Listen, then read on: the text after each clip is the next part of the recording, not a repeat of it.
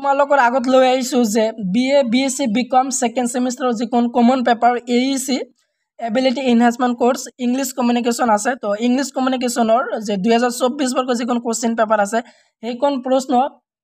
কিমান মাৰ্কছৰ এক্সাম হৈছে টাইম কিমান দিয়া আছিল আৰু কেনে ধৰণৰ প্ৰশ্ন আহিছিল সেইখিনি তোমালোকক দেখুৱাম আৰু এই বৰ্ষত তোমালোকৰ AEC যিখন পেপাৰ আছে সেইখন তোমালোকে কিমান মাৰ্কছৰ হ'ব আৰু টাইম দিয়া থাকিব কিমান সেইখিনি তোমালোকক দেখুৱাম তো তোমালোকে ভিডিঅটো স্কিপ নকৰি ভিডিঅ একলৈ চাই থকা তো ইয়াত দেখিবলৈ পাইছা যে 2024 এবিলিটি এনহান্সমেণ্ট কোৰ্স AEC চমুকৈ যে কওঁ পেপাৰ কোডটো দিয়া আছিল যে AEC 0200102 তো এইটো যিটো যোৱা বৰ্ষৰ ইংলিছ কমিউনিকেশ্যন তো এইটো যেটো যোৱা বৰ্ষৰ কোড এইটো আৰু ইংলিছ কমিউনিকেশ্যন কিন্তু তোমালোকৰ যে পেপাৰ কোডটো বেলেগ দিয়া আছে পেপাৰ কোডটো তোমালোকৰ কিনি চাই লোৱা এইবিলাক আছে পেপাৰ কোডটো তোমালোকে চাই লোৱা আৰু যেটো ইয়াত ইংলিছ কমিউনিকেশ্যন দিয়া আছে কিন্তু তোমালোকৰ যে 2025 বৰ্ষৰ যিসকল ষ্টুডেন্ট পঢ়ি আছে কিন্তু তোমালোকৰ ইংলিছ কমিউনিকেশ্যন 2 বুলি দিয়া আছে তোমালোকৰ ইংলিছ কমিউনিকেশ্যন 2 সাবজেক্ট আৰু ফুল মাৰ্কস আছিল যে 30 মাৰ্কসৰ আৰু টাইম আছিল 1.5 ঘণ্টা কিন্তু তোমালোকৰ আহিব যে 60 মাৰ্কৰ হ'ব এক্সাম তোমালোকে যেটো ইংলিছ কমিউনিকেশ্যন দিবা 23 তাৰিখৰ যিখন পেপাৰৰ এক্সাম আছে ইংলিছ কমিউনিকেশ্যন হেতু হ'ব তোমালোকে 60 মাৰ্কৰ আৰু টাইম দিয়া থাকিব তোমালোকৰ 2.5 ঘণ্টা হে তোমালোকৰ হ'ব কাৰণ যে এইটো যেহেতু 2024 বৰ্ষৰ যেহেতু 2 ক্ৰেডিট হে ইংলিছ কমিউনিকেশ্যন সাবজেক্ট আছিল কিন্তু তোমালোকৰ 2025 বৰ্ষৰ পৰা যেহেতু এইখন পেপাৰটো 4 ক্ৰেডিট হৈছে তো 4 ক্ৰেডিট হলে তোমালোকৰ 60 মাৰ্কৰ হ'ব এক্সাম আৰু টাইম দিয়া থাকিব 2.5 ঘণ্টা তো তোমালোকৰ যে 1 নম্বৰত দিয়া আছিল যে 1 নম্বৰত কিনে ধৰণৰ প্ৰশ্ন আহিছিল 2024 বৰ্ষৰ চাই লোৱা 1 নম্বৰ প্ৰশ্নটো আহিছিল যে answer the following as directed 1 into 5 equal 5 যেটো 2024 বৰ্ষত আহিছিল কিন্তু তোমালোকৰ ইয়াত দেখিবলৈ পাইছা যে 1 মাৰ্কৰ 5টা তো কিন্তু তোমালোকৰ আহিব যে 1 মাৰ্কৰ 8টা আহিব তোমালোকৰ 1 into 8 equal 8 মাৰ্ক দিয়া থাকিব তোমালোকৰ 8 খনহে কোশ্চেন আহিব ইয়া যেটো 5 খন দিয়া আছে যেটো এটো যোৱা বৰ্ষৰ তোমালোকৰ কিন্তু 1 মাৰ্কৰ 8টা হে প্ৰশ্ন আহিব 8টা হে লিখিব লাগিব এই নম্বৰটো দিয়া আছে the sender sends the message to the receiver through fill in the blank তো ইয়াৰ শুদ্ধ তো ইয়াৰ এনসাৰটো কি হ'ব এনসাৰটো তোমালোকৰ হ'ব যে এ মিডিয়াম বা চ্যানেল তো এনসাৰ কিনি তোমালোকে দিয়া আছে এনসাৰ কিনি তোমালোকে চাই লোৱা তাৰপিছত বি নম্বৰটো দিয়া আছে what does decoding men in communication তাৰ এনসারটো হ'ব যে decoding means interpreting or making sense of the message received by the receiver তো এইখন আছিল বি নম্বৰৰ এনসাৰ সি নম্বৰটো আহিছিল যে writing a letter in the kind of non-verbal communication write true or false তো তোমালোকৰ যে true or false আহিছে তাৰ শুদ্ধ এনসাৰটো হ'ব যে false তো এইবিলাক তোমালোকৰ কাৰণে ইম্পৰ্টেন্ট হয় যেহেতু তোমালোকৰ সিলেবাসখন একেই আছে তোমালোকৰ যেহেতু এইটো প্ৰথম আৰু দ্বিতীয় নম্বৰ যিখন চেপ্টাৰ আছে তোমালোকৰ তো সেইখন হে আহিছিল কিন্তু এই বৰ্ষত আৰু দুখন দিয়া হৈছে 4 আৰু 3 আৰু 4 চেপ্টাৰ তো 3 আৰু 4 চেপ্টাৰ যেহেতু ইয়াত আগত নাছিল তো তোমালোকৰ যেহেতু দুখন ভৰাই দিয়া হৈছে তাৰো তোমালোকৰ আহিব তাৰ কাৰণ তোমালোকৰ 60 মাৰ্কৰ হে এক্সাম হ'ব তো ডি নম্বৰটো দিয়া আছে letter to the editor of A news paper is a informal বা informal communication choose the correct option তো ইয়াৰ শুদ্ধ আনসাৰটো হ'ব যে informal ই নম্বৰটো দিয়া আছিল যে ই নম্বৰটো আহিছিল ই নম্বৰ প্ৰশ্নটো হল what is feedback in communication তো what is feedback in communication ই নম্বৰটো আহিছে তাৰ আনসাৰটো হ'ব যে feedback in communication is the response given by the receiver to the sender after receiving the message তো आंसर খিনি এইখিনি হ'ব ই নম্বৰটো তো যেহেতু 2024 বৰ্ষৰ 1 নম্বৰী প্ৰশ্ন 5টা আহিছিল কিন্তু তোমালোকৰ এই বৰ্ষত 2025 বৰ্ষৰ পৰা যেহেতু আহিব যে 1 নম্বৰী প্ৰশ্ন 8টা আহিব তো এইখন তোমালোকৰ ইম্পৰ্টেন্ট হয় ইয়াৰ পৰা তোমালোকৰ আহিব পাৰে এইখন তোমালোকে চাই যাবা তাৰ পিছত তোমালোকে যে চাই লোৱা যে 2 নম্বৰত কিনে ধৰণৰ প্ৰশ্ন আহিছিল কেইখন প্ৰশ্ন আহিছিল 2 নম্বৰতে আছে answer any 5 of the following as directed 2 into 5 equal 10 তো 2 নম্বৰত যেহেতু 2 নম্বৰী প্ৰশ্ন 5খনহে আহিছে যেটো 2024 বৰ্ষত কিন্তু 2025 বৰ্ষত তোমালোকৰ আহিব যে 2 মাৰ্কৰ 6টা আহিব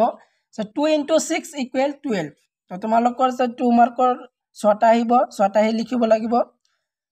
তো 1 নম্বৰত আহিছিল mention two instances of non-verbal communication. B number to this a name to modern forms of communication. C number to this in what kind of situations are the formal and informal communication used. তো এখন কোশ্চেনৰ answer কিনি তোমালোকক দি আছো answer কিনি তোমালোকে চাই লবা আগতে তোমালোকে কোশ্চেন কিনি চাই লৈ কোশ্চেন তো কি দিয়া আছে ডি নম্বৰটো দিয়া আছে যে to be an effective speaker dash voice and dash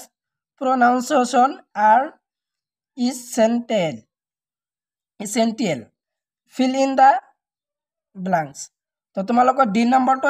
দিয়া আছে যে to be an effective speaker তো ড্যাশত হ'ব যে তোমালোকৰ clarity of voice and দ্বিতীয় নম্বৰ ড্যাশত হ'ব যে authority of pronunciation are essential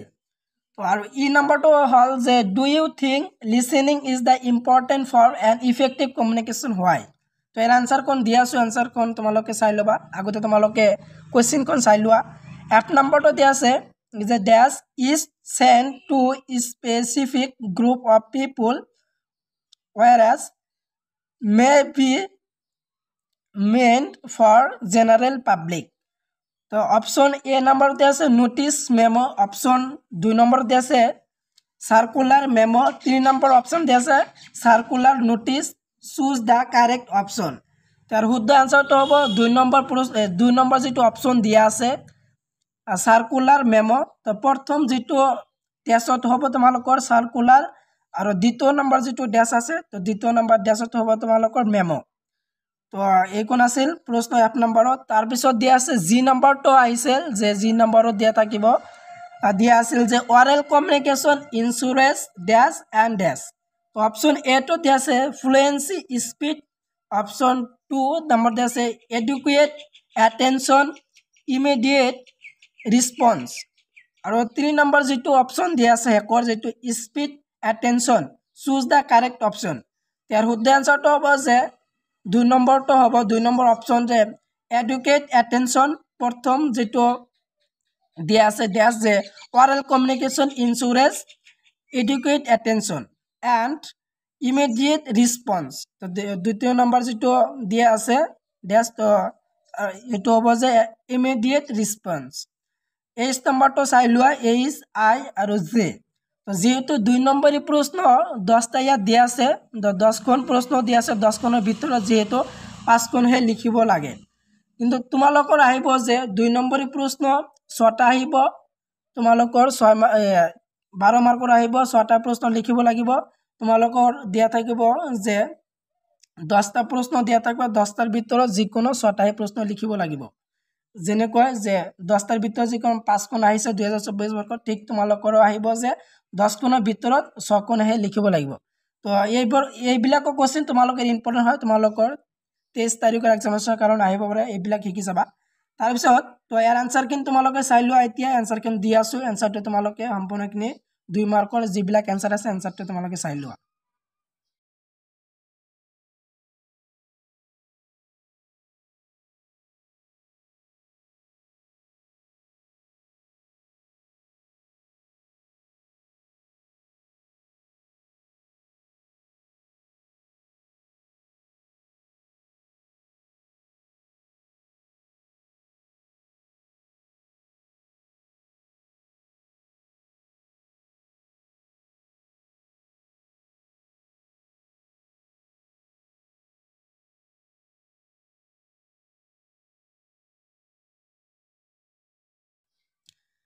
তাৰ পিছত তোমালোকে দেখিবলৈ পাবা যে 3 নম্বৰ প্ৰশ্নত কি দিয়া আছে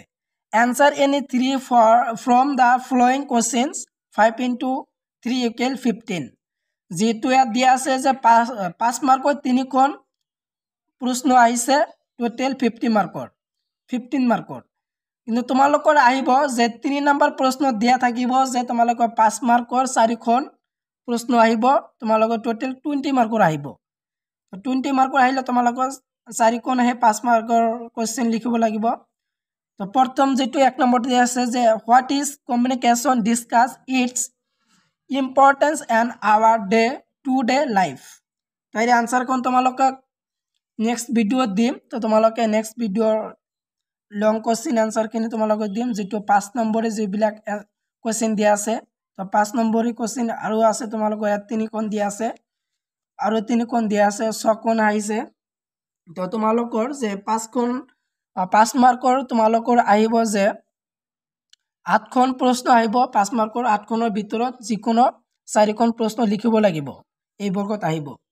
যোৱা বৰ্গত আহিছিল যেনেকৈ যে 6খনৰ ভিতৰত 5খন কিন্তু তোমালোকৰ আহিব যে 8খনৰ ভিতৰত 4খন প্ৰশ্ন লিখিব টোটাল 20 মাৰ্কৰ তো যেহেতু ইয়াত 30 মাৰ্কৰ এক্সাম আছে তো 30 মাৰ্কৰ এক্সাম হৈছে তাৰ কাৰণে ইয়াত 10 মাৰ্কৰ কোশ্চেন দিয়া নাই কিন্তু তোমালোকৰ যে 10 মাৰ্কৰ কোশ্চেন দিয়া থাকিব 10 মাৰ্কৰ তোমালোকৰ দুটা লিখিব লাগিব 5খন প্ৰশ্ন দিয়া থাকিব তো তাৰ ভিতৰত তোমালোকৰ দুটাহে লিখিব লাগিব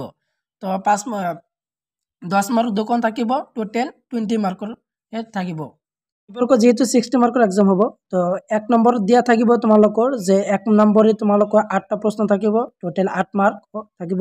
2 নম্বৰ দিয়া থাকিব তোমালোকৰ 6টা তো 6টা থাকিব টোটাল হ'ব তোমালোকৰ 12 মাৰ্ক আৰু তোমালোকৰ যে 3 নম্বৰ প্ৰশ্ন দিয়া থাকিব তোমালোকৰ যে 4টা প্ৰশ্ন তো 4টা প্ৰশ্ন হলে তোমালোকৰ 5 মাৰ্ক হয় এখন প্ৰশ্ন টোটাল হ'ব তোমালোকৰ 20 মাৰ্ক তাৰ পিছত তোমালোকৰ যে 10 মাৰ্কৰ দুটা থাকিব তো 10 মাৰ্কৰ দুটা থাকিলে টোটাল হ'ব 20 মাৰ্ক তো তেনেহলে তোমালোকৰ কিমান হল যে 8 আৰু 12 আৰু 20 আৰু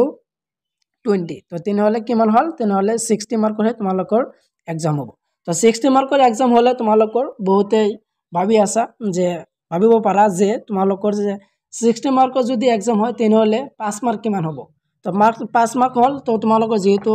সকলো সাবজেক্ট বিলাক 40% 5 মাৰ্ক হয় 5 মাৰ্ক হলে তোমালোকৰ 60 40% হল তোমালোকৰ 24 তো 24 হে পাব লাগিব তেনেহলে 5 মাৰ্ক পাবা তো ভিডিওটো ইমান